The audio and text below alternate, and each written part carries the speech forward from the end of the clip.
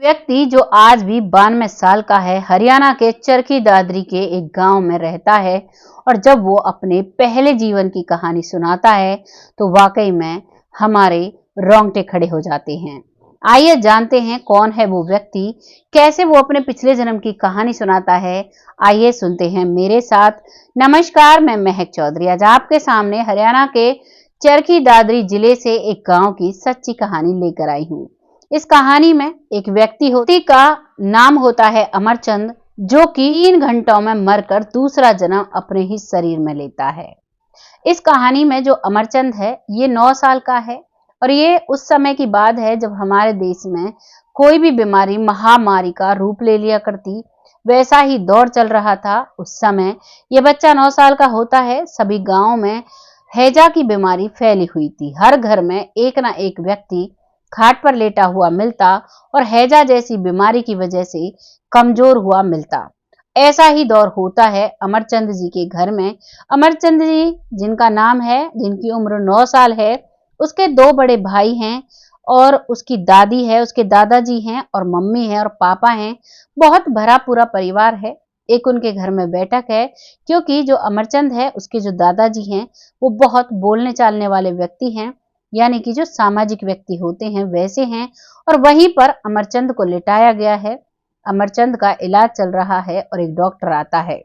Doctor जब आता है तो देखता है कि अमरचंद घबराया हुआ है और जब वो घबराया हुआ अमरचंद को देखता है तो थोड़ी ही देर में उसकी सांसें बंद हो जाती हैं और जब उसमें कहीं भी जान नहीं रहती है तभी डॉक्टर पूछता है कि इन्हें क्या हुआ था। तभी उसकी जो दादी है, जो अपने बेटे की पंखे से, हाथ के पंखे से हवा कर रही थी, वो कहती है कि डॉक्टर साहब ये लेटा हुआ था, इसे उल्टी और दस्त लगे हुए थे और जब ये लेटा तो एकदम से इसे पसीने आते हैं और मैं इसके पसीनों को देखकर इसको तेज तेज हवा करने लगती हूँ।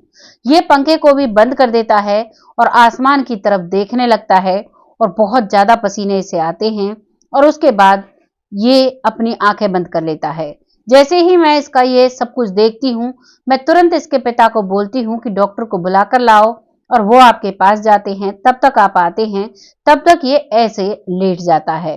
इस बात को डॉक्टर सुनकर अब उसे काफी समय तक उसे चेक करता है, उसकी धड़कन चेक करता है, पल्स रेट चेक करता है, नब्ज चेक करता है। बहुत अच्छे तरीके से जो उस समय के चेक करने की चीजें होती थी उसी प्रोसेस से काफी देर तक चेक करता है और आखिर में कहता है कि आपका बेटा इस दुनिया में नहीं है।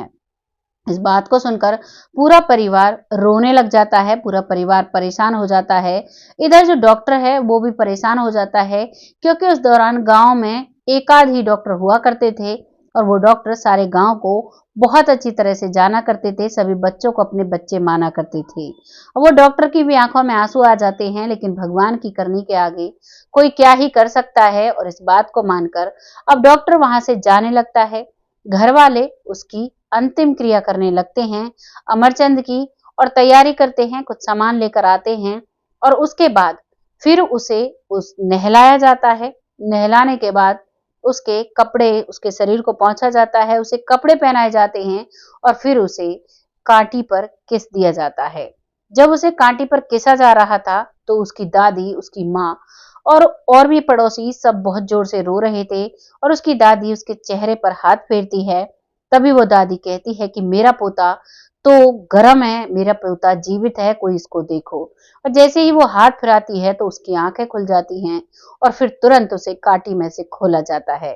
और काटी में से खोलने के बाद जो लड़के का पिता है वो अपने बेटे को छोड़ने के बाद सीधा डॉक्टर के पास जाता है और बहुत ही आग बबूला गुस्से में होता है और कहता है कि डॉक्टर, तुमने अच्छा नहीं किया, तुम्हारी थोड़ी सी लापरवाही की वजह से आज हम अपने बेटे को जीवित जला देते।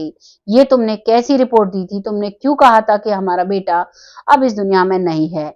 इस बात को सुनते हुए डॉक्टर अपना बैग उठाते हुए उसके साथ चलता है और कहता है कि मुझे भी उस बच्चे को देखना है क्योंकि मैंने उसके सारे चेकअप किए थे, मुझे पक्का पता था वो इस दुनिया में नहीं है, लेकिन वो जीवित कैसे हो सकता है इसका मुझे विश्वास नहीं।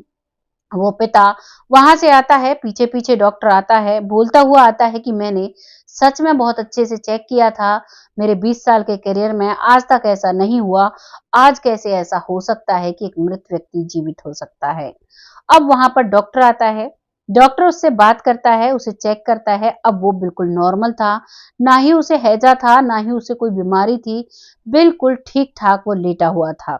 कमज़ोर भले ही था, लेकिन उसे कोई भी बीमारी नहीं थी।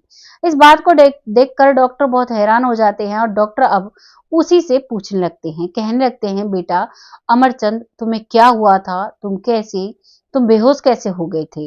इस बात को सुनकर अमरचंद कहता है कि मैं बेहोश नहीं हुआ था, 2 लोग मुझे लेने के लिए आए थे और मैंने उनको मना भी किया था। जब मैं घबरा रहा था तो वो मुझे देख रहे थे और वो मुझे अपनी तरफ खींच रहे थे। मैं दादी की तरफ खींच रहा था, लेकिन मैं उनको नहीं रोक पाता हूँ और वो मुझे खींच कर ले जाते हैं। जब मैं यहाँ से निकलता हूँ तो मेरा शरीर बिल्कुल हल्का हो जाता है और मेरा शरीर ही खाट पर पड़ा हुआ था। मैं उसे देखकर बहुत अचंभे में था, मुझे नहीं पता ये क्या हो रहा था। उसके बाद वो 2 लोग, जो भयानक रूप था जिनका, वो मुझे लेकर जाते हैं और वो मुझे लेकर ऊपर आसमान में चले जाते हैं। वहीं पर जो रास्ते पड़ते हैं, कंकड़ रास्ते में पड़ते हैं, पथरीले पत्थर पड़ते हैं, बहुत ही सुंदर बगीचा रास्ते में पड़ता है, बहुत खुशबूदार रास्ते हैं, बहुत ही सुंदर-सुंदर फूल भी हैं। एक तरफ लोग बहुत अच्छे से सुंदर तरीके से रह रहे हैं और एक तरफ लोगों को बहुत सजाएँ दी जा रही हैं। ये मंजर मैं देखता हूँ और उसके बाद जब मैं उनसे कुछ पूछता हूँ तो वो दोनों व्यक्ति मुझसे कुछ भी बात नहीं करते हैं और कहते हैं कि तुम चुप रहो। मैं चुप रहता हूँ। मैं आगे जाकर देखता हूँ तो एक व्यक्ति बहुत बड़ी सी लाल किताब को लेकर बैठा हुआ है। वो अपनी लाल किताब में कुछ देख रहा था और एक बहुत ही बड़े शरीर वाला व्यक्ति बैठा है। वो उन लोगों से कहता है कि ले आए, तो वो कहते हैं ले आए, और जब मुझे मेरा नाम पूछा जाता है तो मैं अपना नाम अमरचंद बताता हूँ। तभी वो लाल किताब वाला व्यक्ति पता नहीं क्या कहता है और उसके बाद वो बड़े काया वाले व्यक्ति कहते हैं कि तुम जल्दी से इसको लेकर आओ और इसको वहीं पर पहुंचाओ जहां से लेकर आए हो। ऐसा ना हो कहीं सब कुछ बर्बाद हो जाए। इस बात को सुनकर उस लड़के को, अमरचंद को, बहुत अजीब लगता है, लेकिन उसकी थोड़ी ही देर बाद वो अपने आप को देखता है कि उसकी दादी उससे लिपटी हुई है और उसकी आंखें बंद हैं। और वो फिर आंखें खोलता है और फिर अपनी दादी को मिलता है। जब डॉक्टर पूछते हैं कि इसके बाद जब तुम्हें हम नहला रहे थे, जब तुम्हें यहाँ पर तुम्हारी क्रिया की जा रही थी, क्या तुम्हें जब का पता है? तो वो कहता है कि उस समय मैं उन लोगों के साथ था, मुझे उस समय के बारे में कुछ भी नहीं पता है। इस बात को सुनकर अब सभी को बहुत ताज्जुब होता है, लेकिन गांव के कुछ बुजुर्ग लोग जो इन बातों पर विश्वास करते हैं और वो कहते हैं कि ऐसा बहुतों के साथ हुआ। वो जो अमरचंद जी हैं, आज उनकी उम्र 92 ईयर है और आज भी वो लोगों के साथ ताश खेलते हैं। इस उम्र में लोगों के घुटने बोल जाते हैं, लोगों को बीपी की परेशानी हो जाती है, लेकिन जो अमरचंद जी हैं वो बहुत ही फिट एंड फाइन रहते हैं और बहुत अच्छे से अपना जीवन बिता रहे हैं। आपको ये कहानी कैसी लगी है कमेंट सेक्शन में लिखिएगा। इन कहानियों को लाने का उद्देश्य किसी का दिल दुखाना हमारा कतई नहीं होता है। हम सिर्फ इससे कुछ जानकारी आप लोगों तक पहुंचाना चाहते हैं। जो आप इसमें सीखते हैं वो हमारे लिए बहुत अच्छा होता है कि आप लोग कुछ जानकारी लें और अपने जीवन में अप्लाई करें। बहुत जल्द ऐसी ही कहानी के साथ आती हूँ, तब तक खुश रहें, आबाद रहें। जय हिंद, जय